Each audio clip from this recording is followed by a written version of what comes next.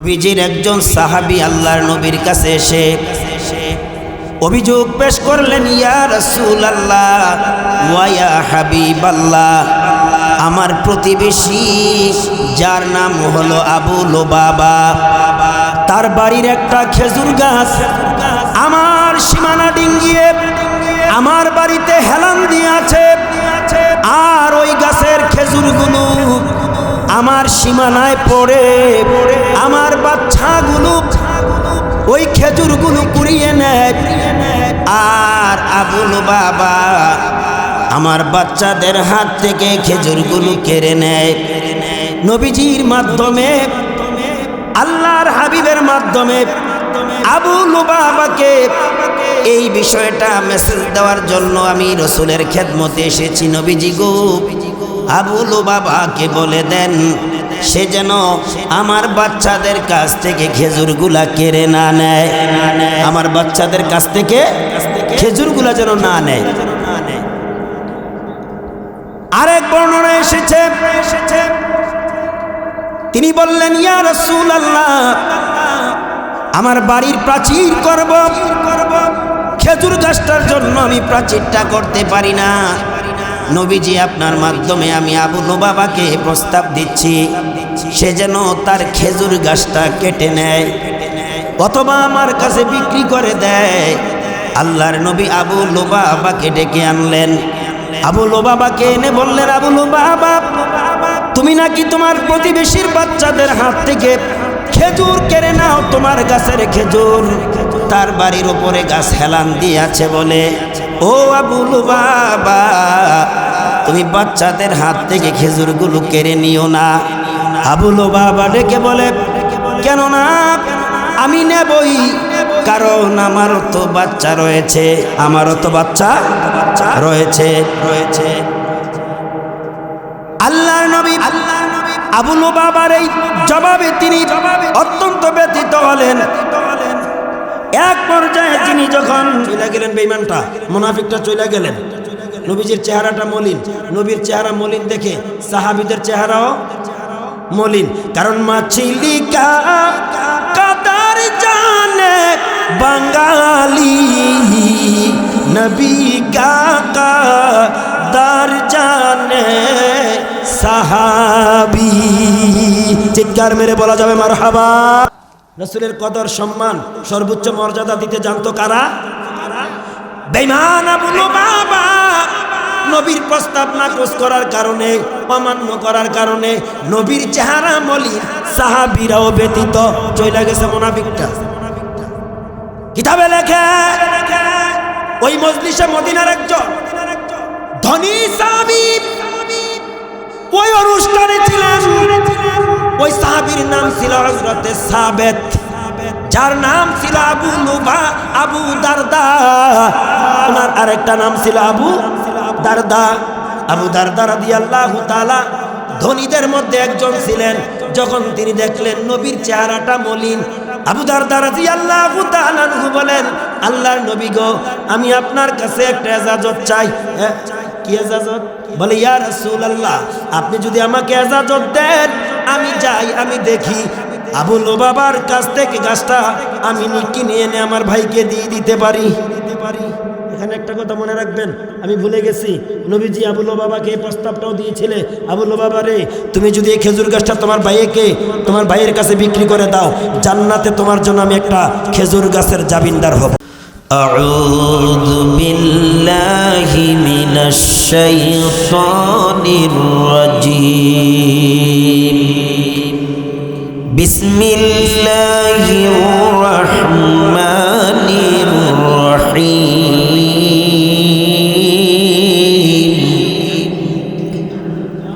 ইয়া আইয়ুহাল্লাযীনা আমানু লা তুকদ্দিমু বাইনা ইয়াদাইল্লাহি ওয়া রাসূলিহি ওয়াত্তাকুল্লাহ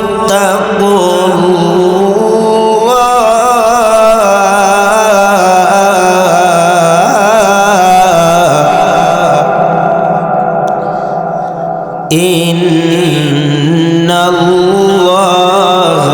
সামিউন আলীম।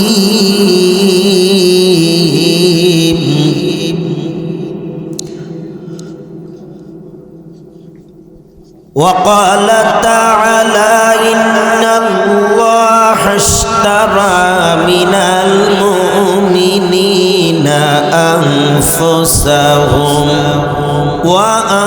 وأموالهم بأن لهم الجنة آية الأخرى وقال رسول الله صلى الله عليه وسلم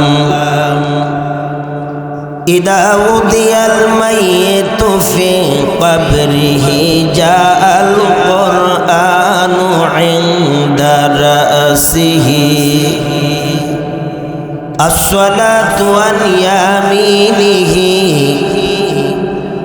والصيام عن شماله وسائر الحسنة عند رجليه أو كما قال عليه الصلاة والسلام صدق الله العظيم وصدق رسوله النبي الكريم ونحن على ذلك من الشاهدين والشاكرين والحمد لله رب العالمين। পরচঙ্গা দারুল উলুম মাহমুদিয়া মাদ্রাসার উদ্যোগে আয়োজিত 35তম বার্ষিক ওয়াজ ও দোয়ার মাহফিল। আজকের এই মহতী মাহফিলের সম্মানিত সভাপতি, বাংলাদেশের পরিচিত আলেমদের মধ্যে সবচেয়ে উল্লেখযোগ্য, তাদের মধ্যে অন্যতম আমাদের এই অঞ্চলের চান্দিনার কৃতি সন্তান, আপনাদের গ্রামের সূর্য সন্তান আল্লামা মুফতি বশিরুল্লাহ সাহেব বারাকাল্লাহু ফি হায়াতিহি।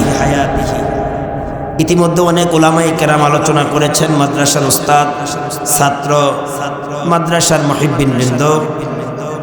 আল্লাহ পাকের কোরআনুল কারীমের মহা আকর্ষণে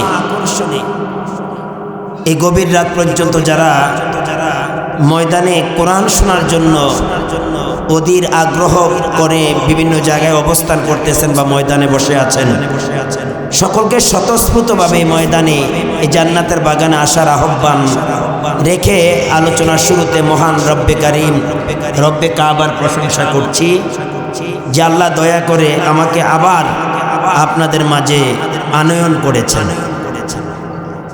প্রিয় হাজরিন,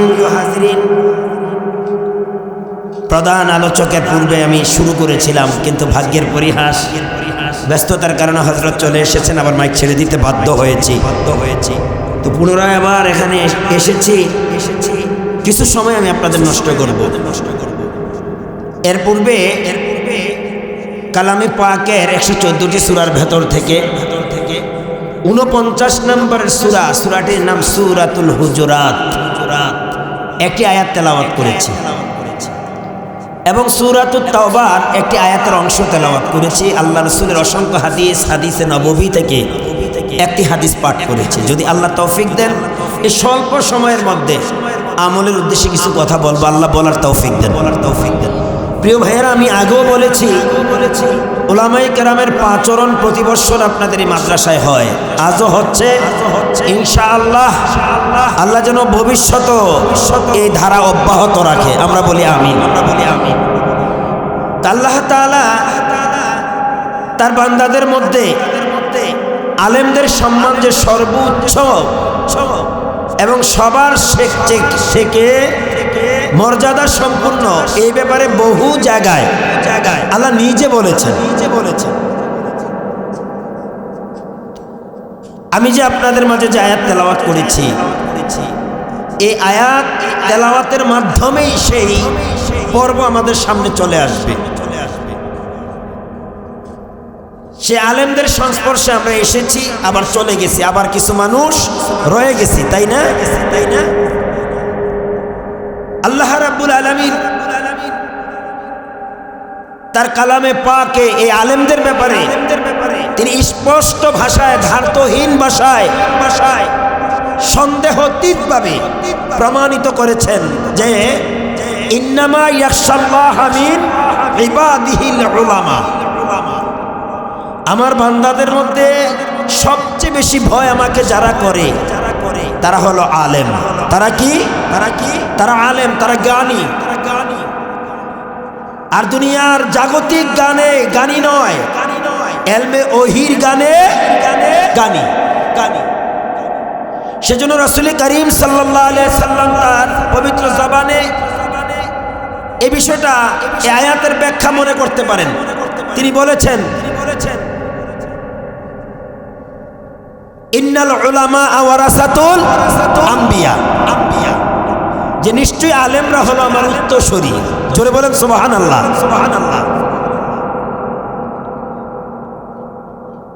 এই ছোট্ট বাচ্চাদেরকে নুরানি মাদ্রাসায় যে হাদিসের কিতাবটা পাঠ করানো হয়, শিক্ষা দেয়া হয়, সেখান থেকে একটা হাদিস আমি আপনাদেরকে শোনাচ্ছি। রাসূলুল্লাহ সাল্লাল্লাহু আলাইহি সাল্লাম বলেন, ফাদলুল আলিমি আলাল আবিদি কাফাদুলি আলা আদনাকুম। এই তো মাশাআল্লাহ তৈয়ার।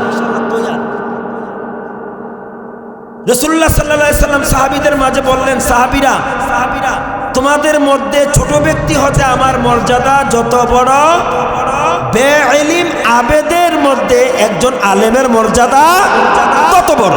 সুবহানাল্লাহ বলেন। নবীজি আরো বলেছেন যে একজন আলেমের সারা রাতের ঘুম, বলেন, একজন আলেমের সারা রাতের ঘুম আর একজন আবেদের সারা রাত্র ইবাদত, ওই ইবাদতের চেয়ে আলেমের ঘুম আরো দামি, আরো শ্রেষ্ঠ। সুবহানাল্লাহ বলেন। তো সেই আলেমদের মহব্বতে আপনারা কোরআনুল কারীমের আলোচনা শুনতে এসেছেন, তাদের জবান থেকে শুনেছেন। তা আমি সামান্য সময় আমি আপনাদেরকে ডিস্টার্ব করব। তো সেই সুবাদে যেহেতু কোরআনুল কারীমের সূরাতুল হুজরাতের প্রথম আয়াতটা আমি তেলাওয়াত করেছি, পুনরায় সেই আয়াতটা আমি আপনাদের মাঝে আবার পাঠ করছি। খুব মনোযোগ দিয়ে শুনেন। বিসমিল্লাহির রহমানির রহিম।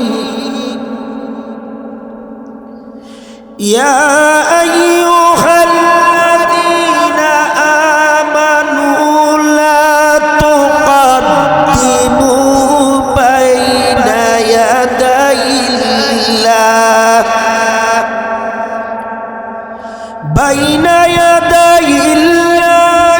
ওয়া রাসূলিহি ওয়াত্তাকুল্লাহ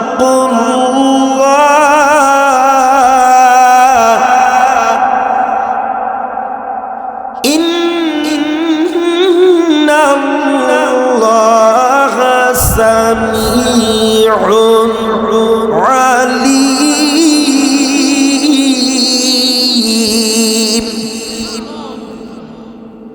মুমিনেরা ও ঈমানদারেরা, লা তুকদ্দিমু বাইনা ইয়াদাইল্লাহি ওয়া রাসূলিহি, তোমরা আল্লাহ ও তার রাসূলের সামনে অগ্রগামী হইও না। ওয়াত্তাকুল্লাহ, এতে তোমরা আল্লাহকে ভয় করো। ইন্নাল্লাহা সামিউন আলীম, নিশ্চয়ই আল্লাহ তাআলা তোমরা যা বলো তিনি শোনেন, যা করো তিনি অবগত আছেন।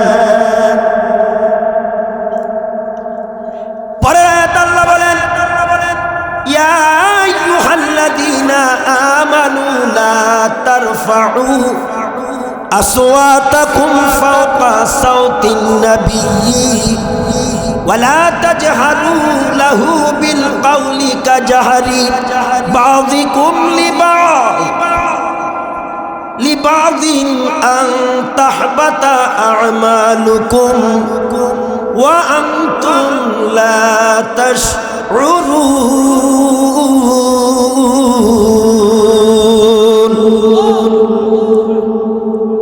ও মুমিনেরা, তোমরা নবীর কণ্ঠের উপরে তোমাদের কণ্ঠকে উঁচু করিও না।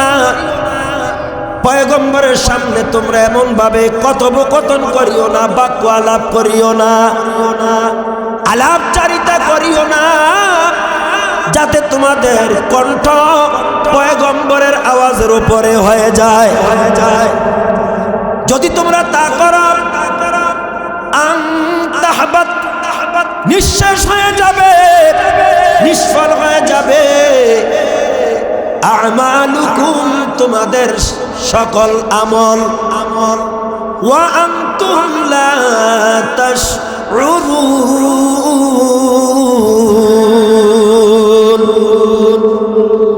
তোমরা জানতেও পারবে না, তোমরা টের পাবে না।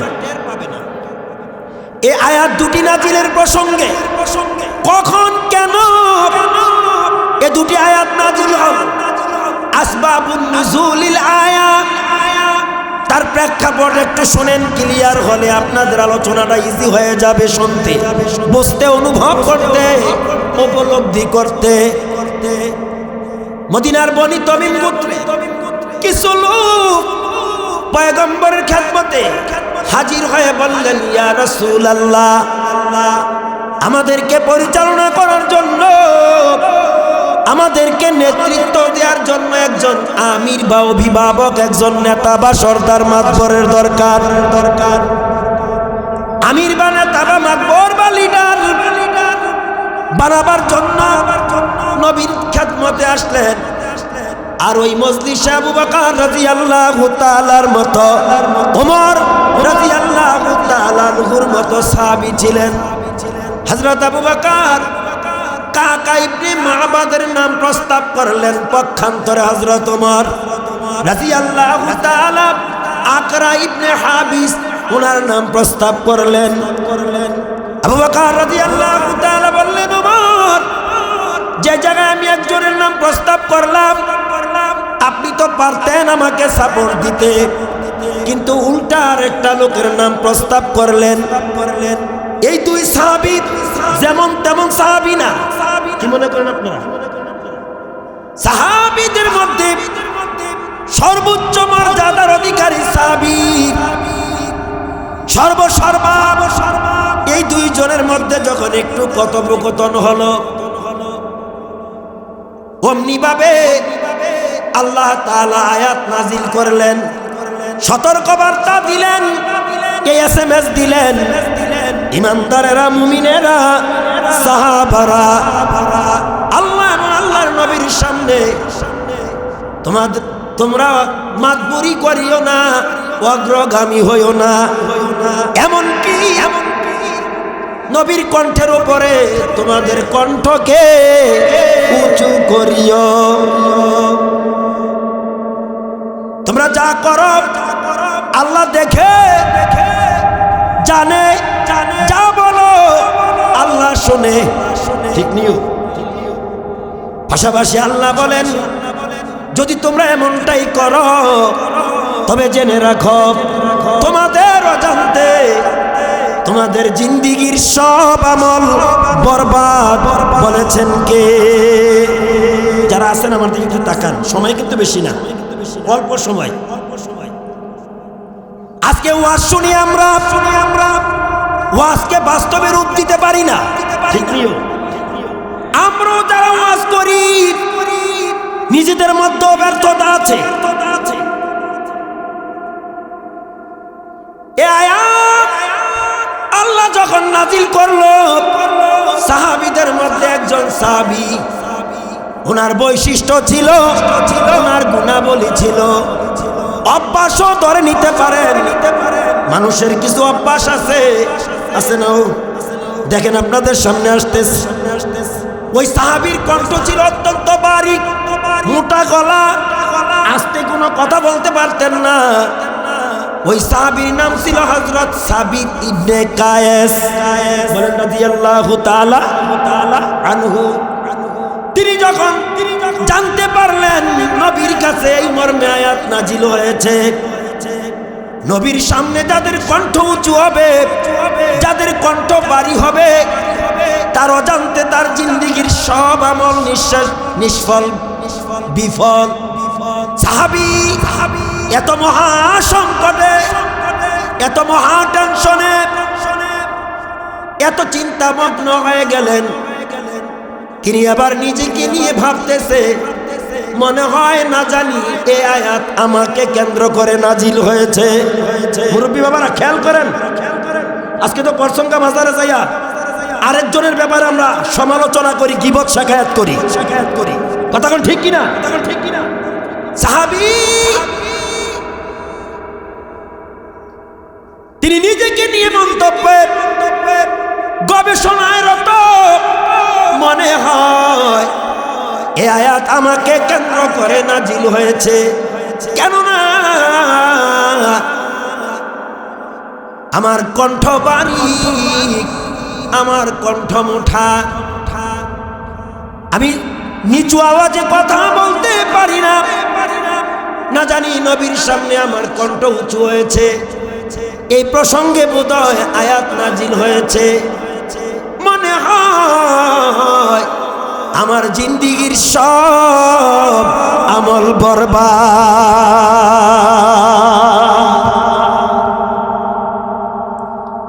তিনি এমন চিন্তামগ্ন হয়ে গেলেন, তিনি অস্থিরতা বোধ করলেন। এক পর্যায়ে তিনি মদিনার একটা নির্জন একটা রাস্তা, সব আমার দিকে তাকান, গভীর রাত, রাত্র যত গভীর মনোযোগ তত গভীর হবে। কথা কোন ঠিক কিনা?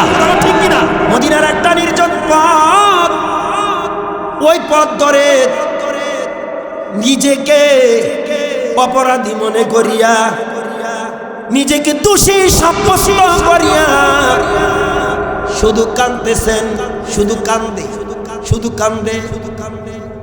ভাগ্যের কি পরিক্রমা, ওই পথ ধরে ধরে যাচ্ছিলেন নবীজির আরেকজন সাহাবী। তাফসীরে জালালাইনে এসেছে, ওই সাহাবীর নাম ছিল হযরত আসিম ইবনে আদি ইবনে আজহালান রাদিয়াল্লাহু তাআলা আনহু। তিনি শুনতে পাইলেন তার কানে কান্নার আওয়াজ ভেসে আসছে। কে রে, কার কান্না? তিনি হাঁটি হাঁটি পা করে সামনে অগ্রগামী হলেন। তিনি কনফার্ম হয়ে গেলেন, ওই যে মাথা নিচু করে বসা এই লোকটা হয়তো কান্দে। অগ্রসর হয়ে দেখে তার ধারণাই বাস্তবায়িত হলো। এই তো সেই লোক কান্দে। সালাম দিলেন, সালাম দেওয়ার পর সালামের জবাব দেখেন এটা আর কেউ না, নবীর সাহাবী। কার সাহাবী? জোরে বলেন, কার সাহাবী? নবীর সাহাবী। নবীর উম্মতেরা মাহফিল ফালায়া বাড়িতে।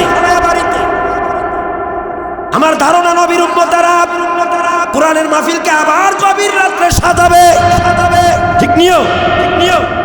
সাহাবী কেন রে কান্দো? কি হয়েছে তোমার, কি দুঃখ? এই নির্জন পথ ধরে ধরে তুমি কান্দো। ডেকে বলেন আসিম ইবনে আদি ইবনে আজলান, আপনি কি অবগত নন? আল্লাহ তাআলা আয়াত নাজিল করেছে, নবীর সামনে যার কণ্ঠ উঁচু হবে তার জীবনের সব আমল বরবাদ। আমার মনে হয় না জানি আয়াত আমাকে কেন্দ্র করে নাজিল হয়েছে। আমি সেই হতভাগা, নবীর সামনে আমি কথা বলতে গিয়ে আমার কণ্ঠ মাঝে মধ্যে উঁচু হয়ে যায়, বারিক হয়ে যায়, হ্যাঁ একটু বেশি আওয়াজ হয়ে যায়। আমাকে কেন্দ্র করে হয়তো আয়াত নাজিল হয়েছে। সুবহানাল্লাহ বলবেন না? আর একটু জোরে বলেন। আমার ভাইয়েরা, বন্ধুরা, নবীজির শরণাপন্ন হলেন। নবীজি ডেকে বলে, সাহাবীরা গো, উম্মতেরা গো, তোমরা কি শোনো নাই? আল্লাহ তাআলা 3 নম্বর আয়াতে কি তোমাদেরকে অবগত করেন নাই? ইন্নাল্লাযীনা ইয়াগুদ্দুনা আসওয়াতাহুম ইনদা রাসূলিল্লাহি উলাইকাল্লাযীনা ইমতাহানাল্লাহু কুলুবাহুম লিত্তাকওয়া। নিশ্চয়ই যারা নবীর সামনে তাদের কণ্ঠকে নিচু করবে, আল্লাহ তাআলা তাদের কলব, তাদের দিল, তাদের অন্তরকে তাকওয়া দিয়া বিশুদ্ধ করে দিয়েছে। লাহুম মাগফিরাত, তাদের জন্য রয়েছে ক্ষমা। লাহুম মাগফিরাতুন ওয়া আজরুন আযীম।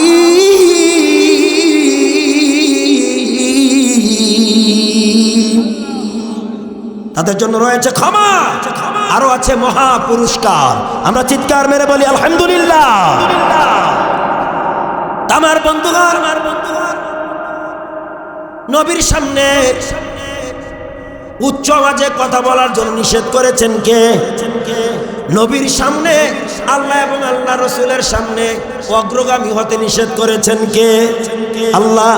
নবীর সামনে অযথা অনর্থক বাজে কথাবার্তা বলার জন্য নিষেধ করেছেন কে? আল্লাহ।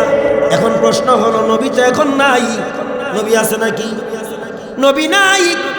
নবী নাই যেহেতু নবীর অ্যাবসেন্সে তো আমাদের মাঝে আছে আমাদের জাতির মাথার মুকুট, উম্মতের রাহবার, আমাদের মাথার তাজ আলেমরা। কথা কোন ঠিক কিনা?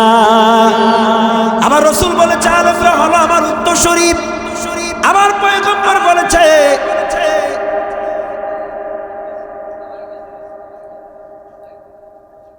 পয়গম্বর বলেছেন, আল্লাহর নবী বলেছেন, তোমাদের মাঝে ছোট ব্যক্তি হতে আমার মর্যাদা যত বড়, বেইলিম আবেদের মধ্যে একজন খাঁটি আলেমের মর্যাদা তত বড়। সুবহানাল্লাহ কি বলা যাবে না? আরো জোরে বলেন সুবহানাল্লাহ। তো সাহাবীরা যেমন রাসূলকে সর্বাধিক মর্যাদা দিয়েছে, আমরা নবীর উম্মতেরা আলেম সম্প্রদায়কে কি পারবো না সর্বোচ্চ সম্মানে, সর্বোচ্চ মর্যাদা দিতে? আমরা কি পারবো না? আল্লাহ কবুল করেন, বলেন আমিন। আর মর্যাদা দিয়েছেন বলেই তো আজকের এই হঠাৎ এই জায়গায় এত মানুষের সমাগম আপনারা ঘটিয়েছেন। কি বলেন? যাবার সময় কি কিছু টাকা পয়সা দিয়ে দিছে হুজুররা? কোনো তাবারকের বস্তা টস্তা পাইছেন না তো? নিশ্চয়ই আলেমদেরকে আপনারাও মর্যাদার সর্বোচ্চ মর্যাদায় আপনারা ভূষিত করেন। আর এই মর্যাদার কারণে দুনিয়া তো আপনাদের মর্যাদা বাড়বে, আখেরাতেও মর্যাদা আপনাদের বাড়বে। কেন? আল্লাহর নবী বলেন, আল্লাহর পয়গম্বর বলেন, ইয়াশফাউ ইয়াউমাল কিয়ামাতি সালাসা। হাসরের ময়দানে আল্লাহ তাআলা তিন ধরনের মানুষকে শাফায়াতের অধিকার দিবেন। এর মধ্যে এক নাম্বার হলো আল আম্বিয়া, পয়গম্বরগণ, সুম্মাল উলামা, আলেম উলামাগণ, সুম্মা শুহাদা, শহীদগণকে আল্লাহ তাআলা এই অধিকার দিবেন। তাদের সুপারিশে অসংখ্য মানুষ সেদিন জান্নাতে যাবেন। জোরে বলেন সুবহানাল্লাহ। আরো জোরে বলেন সুবহানাল্লাহ। নারে তাকবীর। হইতেছে আমার ভাইয়েরা, আপনারা তো আমার আলোচনার প্রথম অংশে ছিলেন। আল্লামা জুনায়েদ আল হাবিবের আগে কিছু লোক ছিলেন না এখানে? তাদের মধ্যে কেউ আছেন? আমি একটা দৃষ্টান্ত দিয়েছিলাম, যুগের ইমাম আহমদ ইবনে হাম্বলের কথা বলছিলাম। মনে আসেনি আপনাদের? 10.5 লক্ষের হাদিসের হাফিজুল হাদিস, তিনার 40,000 হাদিসের একটা কিতাব। ওই কিতাবটার নাম উল্লেখ করেছিলাম মুসনাদে আহমদ। ওই মুসনাদে আহমদের একটা হাদিসের বরাত দিয়ে আপনাদের সামনে আলোচনা শুরু করেছিলাম।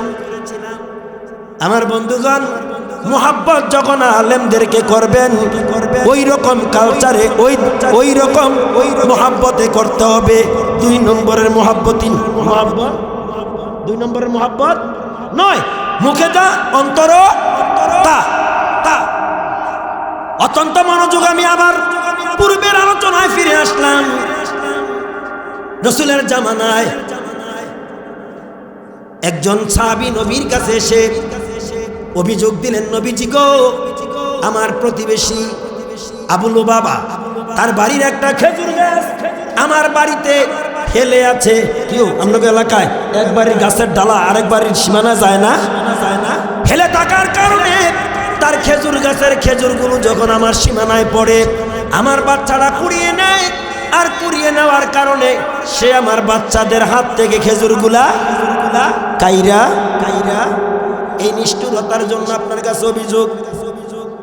হুজুর, আবু লুবাবাকে বলে দেন সে যেন আমার বাচ্চাদের হাত থেকে খেজুরগুলা কেড়ে না নেয়।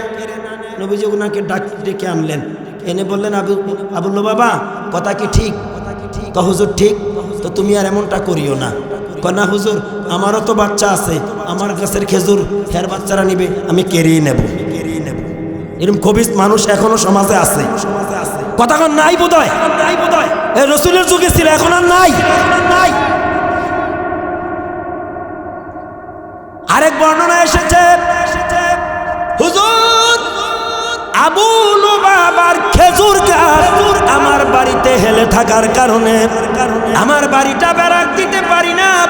তাকে বলেন তার খেজুর গাছটা হয়তো যেন কেটে নেয়, না হতো যেন আমার কাছে বিক্রি করে দেয়। মানুষটা ভালো না খারাপ? কত ভালো, শুধু ভালো না, অনেক ভালো, ভালো। কারণ আমরা হইলে তো আমার বাড়ির উপরে পড়লে কাইটটা লাইতাম, আর দুই চারটা পোলাবাইল থাকলে লাইটাইলে বাহিনী, কারণ আর কোনো কথা ছিল নাকি? দেখেন না, পোলার নাম রাখে রংবাজ, রংবাজের বাবা আছে না নাই? আবু লুবাবাকে প্রস্তাব দেওয়া হলো, আবু লুবাবা রে, হয়তো তুমি আর বাচ্চাদের হাত থেকে খেজুরগুলো কেড়ে নিও না, আর না হতো তোমার গাছটা বিক্রি করে দাও। মুনাফিক আবু লুবাবা বললেন, না হুজুর, আমি কেড়েও নেব, গাছও বিক্রি করব। কত বড় শয়তান! আসলে লোকটা ছিল মুনাফিক। কি ছিল? শুধু মুনাফিক না, কাট্টা মুনাফিক। আর মুনাফিকদের ব্যাপারে আল্লাহর পক্ষ থেকে ফয়সালা আছে না, ইন্নাল মুনাফিকিনা ফিদ দারকিল আসফালি মিনান নার। এরা শুধু দুজকে না, দুজকের একেবারে নিম্ন কক্ষে। জোরে কর নাউজুবিল্লাহ। না, নবীজির প্রস্তাব নাকচ করলেন, না হুজুর বিক্রিও করব না, খেজুরও আমি কেড়ে নেব। চলে গেলেন বেঈমানটা, মুনাফিকটা চলে গেলেন। নবীজির চেহারাটা মলিন, নবীর চেহারা মলিন দেখে সাহাবীদের চেহারাও মলিন। কারণ মাছিলি কাদার জানে বাঙালি, নবী কাদার জানে সাহাবী। চিৎকার মেরে বলা যাবে মারহাবা। রাসূলের কদর সম্মান সর্বোচ্চ মর্যাদা দিতে জানতো কারা? বেঈমান আবু লুবাবা। নবীর প্রস্তাব নাকচ করার কারণে, অমান্য করার কারণে নবীর চেহারা মলিন, সাহাবীরাও ব্যতীত চলে গেছে মুনাফিকটা। কিতাবে লেখে ওই মজলিসে মদিনার একজন ধনী সাহাবী ওই অনুষ্ঠানে ছিলেন। ওই সাহাবীর নাম ছিল হযরতে সাবেত, যার নাম ছিল আবু দারদা। ওনার আরেকটা নাম ছিল আবু দারদা। আবু দারদা রাদিয়াল্লাহু তাআলা ধনীদের মধ্যে একজন ছিলেন। যখন তিনি দেখলেন নবীর চেহারাটা মলিন, আবু দারদা রাদিয়াল্লাহু তাআলা বলেন, আল্লাহর নবী গো, আমি আপনার কাছে একটা ইজাজত চাই। কি ইজাজত? বলে, ইয়া রাসূলুল্লাহ, আপনি যদি আমাকে ইজাজত দেন, আমি যাই, আমি দেখি আবু লুবাবার কাছ থেকে গাছটা আমি কিনে এনে আমার ভাইকে দিয়ে দিতে পারি। এখানে একটা কথা মনে রাখবেন, আমি ভুলে গেছি, নবীজি আবু লুবাবাকে এই প্রস্তাবটাও দিয়েছিলেন, আবু লুবাবা রে, তুমি যদি এই খেজুর গাছটা তোমার ভাইয়ের কাছে বিক্রি করে দাও, জান্নাতে তোমার জন্য আমি একটা খেজুর গাছের জামিনদার হব। একটু জোরে কান সুবহানাল্লাহ। আলোচনা তাড়াহুড়ার কারণে আমি এই কথাটা ভুলে এসে গেছি। তুমি যদি খেজুর গাছটা তোমার ভাইয়ের কাছে বিক্রি করে দাও, জান্নাতে তোমার জন্য আমি একটা খেজুর গাছের জামিন হব। চিল্লে বলা যাবে কি মারহাবা? না, এতে জান্নাতে খেজুর গাছ চায় না। এরকম দুনিয়া লুবি আছে না? নবী গুয়াম কে আছে দুনিয়া জুদাবাস বাহর কার কে বাসিবা खुदाबाश दुनियादारी नहीं हमको जरूरत गुलाम अपना बना हमको खुदाया।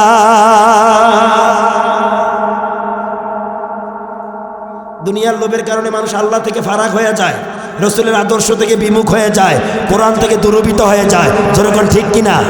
কিন্তু না, আল্লাহর মহাব্বত ত্যাগ করে, রসুলের মহাব্বত ত্যাগ করে, কোরআনের অনুশাসন পরিহার করে দুনিয়ার মুখে পড়া যাবে না, দুনিয়ার মুখে পড়া যাবে না। কারণ হব্বত দুনিয়া রাসুল কুল্লি খাতিয়া, দুনিয়ার মহাব্বত হলো সমস্ত গুনার উৎস, আর গুনার পরিণাম হলো জাহান্নাম।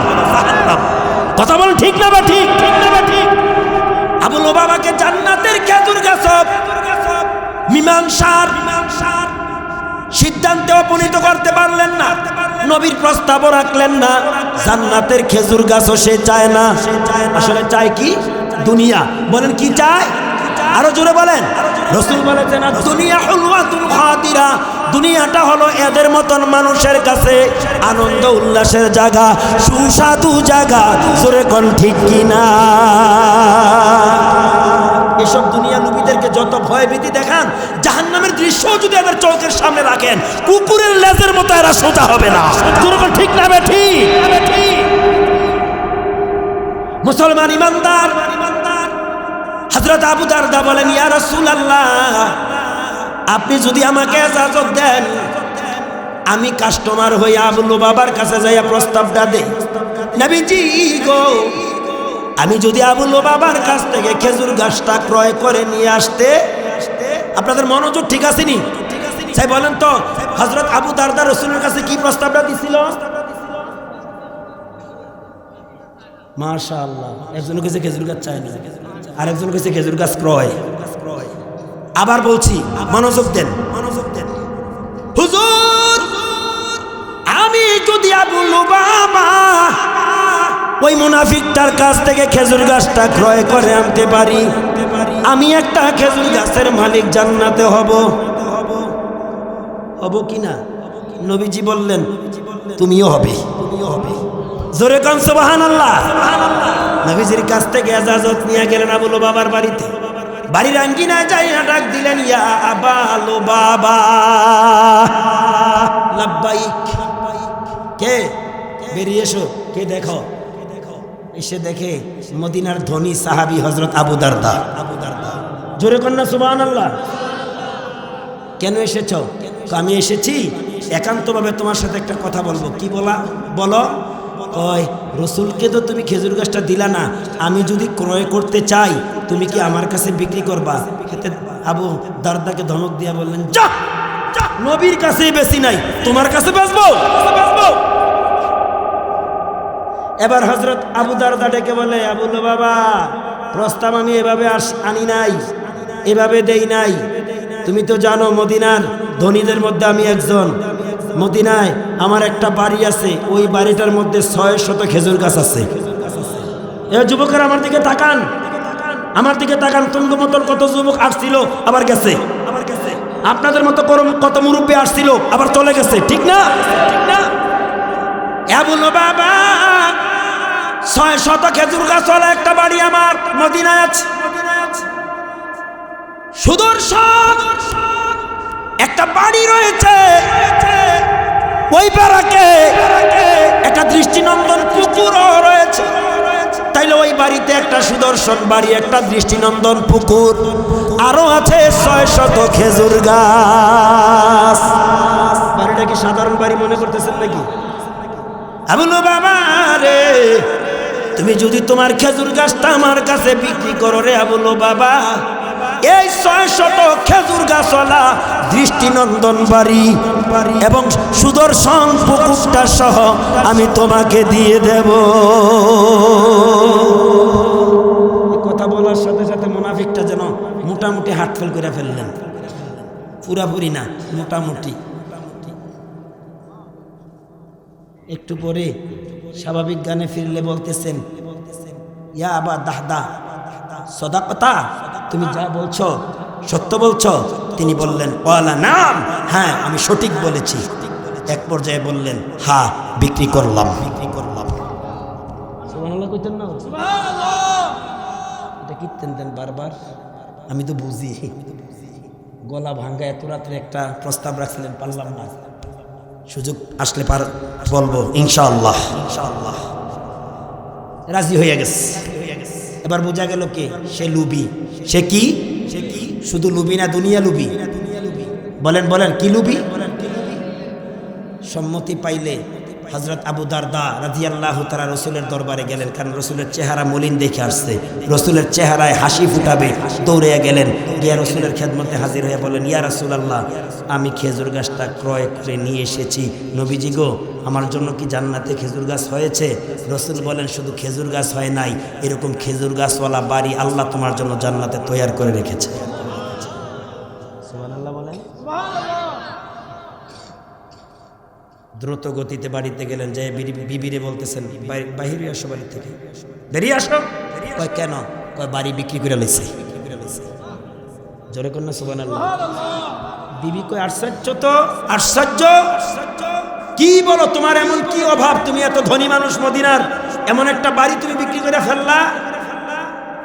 পাশাপাশি বললেন এই বাড়ি কেনার মতো ক্ষমতা মদিনায় কোন বাবার বেটা? সুবহানাল্লাহ কইতেন না? এই বাড়ি কেনার ক্ষমতা মদিনার কোন বাবার বেটা? কে ক্রয় করবে এই বাড়ি? হযরত আবু দারদা বললেন বিবিরে, এই বাড়ি তো আমি বিক্রি করেছি আমার আল্লাহর কাছে, আর মাধ্যম হলো মুহাম্মাদুর সাল্লাল্লাহু। বিবি বললেন যদি তাই হয়ে থাকে তাহলে আমিও এই কথায় একমত, ঐক্যমত পোষণ করলাম। বলে আল্লাহর কাছে কিভাবে বিক্রি করলো? আল্লাহ বলেন ইন্নাল্লাহ আশতারা মিনাল মুমিনিনা আনফুসাহুম ওয়া আমওয়ালাহুম বিআন্না লাহুমুল জান্নাহ। নিশ্চয়ই আমি মুমিনদের কাছ থেকে ক্রয় করে নিয়েছি তাদের জান এবং মাল জান্নাতের বিনিময়ে। এবার যেই পর্যন্ত আপনারা শুনেছেন, যা ধারণা পেলেন, হযরত আবু দারদা এই 600 খেজুর গাছ, দৃষ্টিনন্দন বাড়ি, হ্যাঁ, এরপরে সুদর্শন পুষ্কুনি কিসের উদ্দেশ্যে বিক্রি করেছিলেন? জান্নাতের খেজুর গাছে আশাতে। জোরে কোন ঠিক কিনা?